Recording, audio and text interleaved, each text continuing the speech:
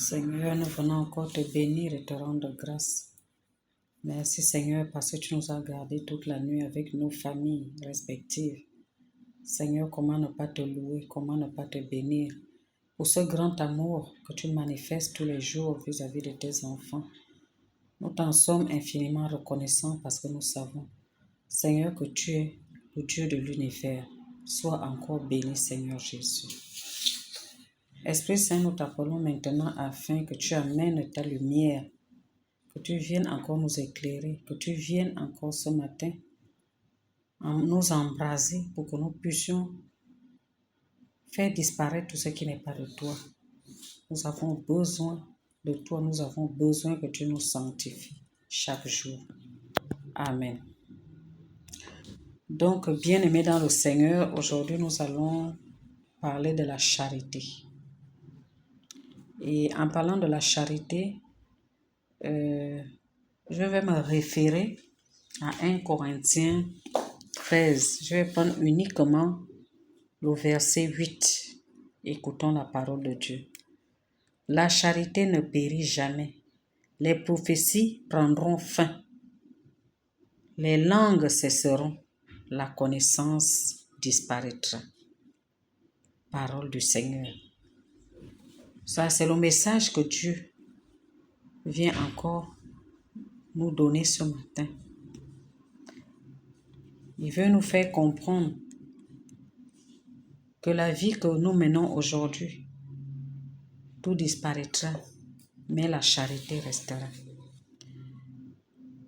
Généralement, quand on parle de charité, tout de suite, on voit les biens matériels. Parce que quand on parle de charité, on voit d'abord en premier les biens matériels. C'est bien, ce n'est pas totalement faux, mais ce n'est pas totalement vrai également. Parce que je peux donner sans être charitable. Je peux donner lorsque j'ai en excès. Et je peux donner. Le Seigneur nous interpelle sur ça. Il nous interpelle sur ça parce qu'il nous annonce que tout passera, mais il n'y a que la charité qui restera.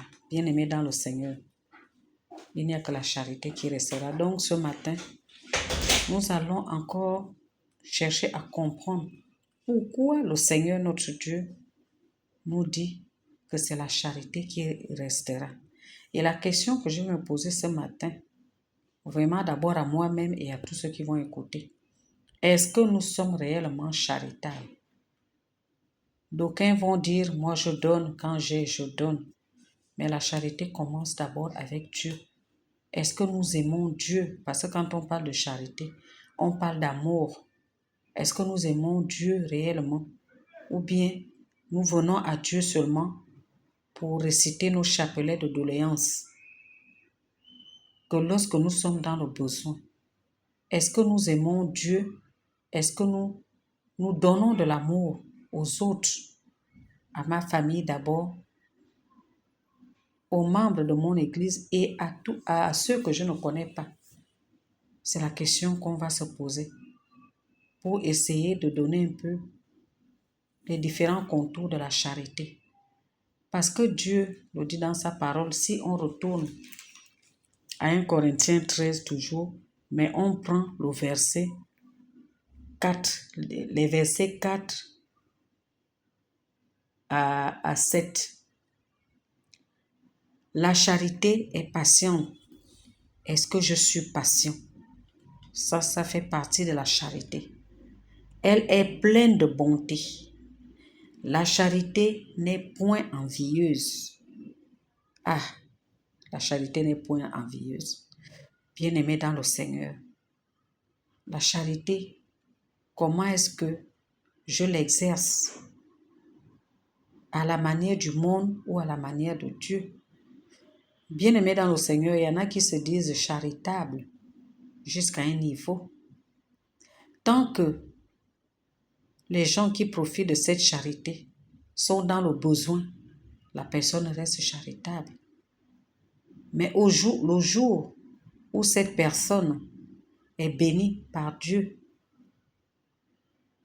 la personne qui était charitable, qui lui venait en aide, parfois se détournent, parfois commencent à manifester de la jalousie.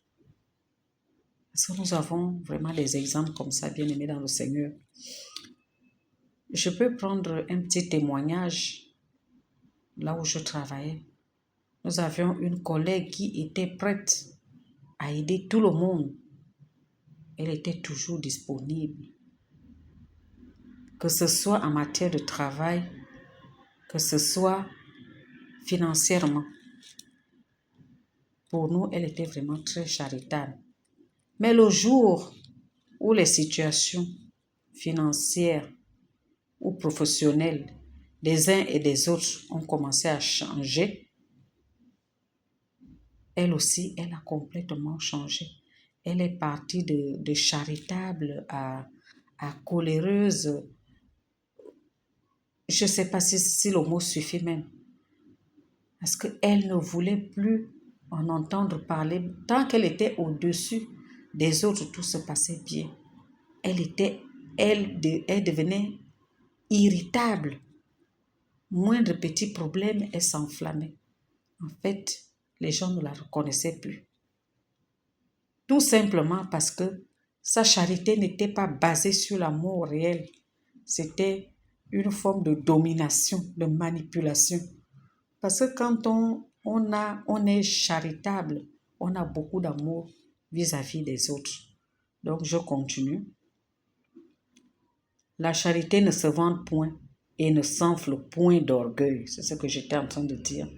Donc, on a compris que sa charité était basée sur l'orgueil parce qu'elle voulait montrer qu'elle était capable d'aider les gens. Or, ça ne venait vraiment pas du cœur. Elle ne fait rien de malhonnête. Elle ne cherche pas son intérêt. Elle ne s'irrite point. Elle ne soupçonne point le mal. Elle ne se réjouit point de l'injustice, mais elle se réjouit de la vérité. Elle excuse tout. Elle croit tout. Elle espère tout. Elle supporte tout. Je crois qu'à travers cette lecture que je viens de faire, chacun à son niveau pourra répondre. Sommes-nous réellement charitables? Donc c'est la question que nous allons nous poser aujourd'hui, que nous devons nous poser chaque jour en tant que chrétiens. Et lorsque nous allons nous poser cette question, nous allons toujours venir lire cette référence de 1 Corinthiens 13, les versets 4 au verset 7. Et cela nous permettra de nous corriger. Lorsque nous dévions, nous allons nous appuyer toujours sur ces versets pour que le Seigneur nous oriente. Parce que tout ce que nous faisons, lui-même, il a dit que tout passera. Il n'y a que la charité qui restera. Alors cette charité nous donne accès au royaume des cieux. Parce que si on fait tout ce que la charité a énoncé, nous allons réjouir le cœur de Dieu. Et le jour où nous partirons, nous pouvons avoir cette ferme assurance que nous allons voir Dieu face à face. Parce que nous aurons aimé. L'aimer d'abord lui, parce que nous devons l'aimer par-dessus tout. Aimer les autres et soigner nos comportements. Donc, bien-aimés dans le Seigneur, c'est cette parole que j'avais à nous partager ce matin. Soyez bénis. Amen.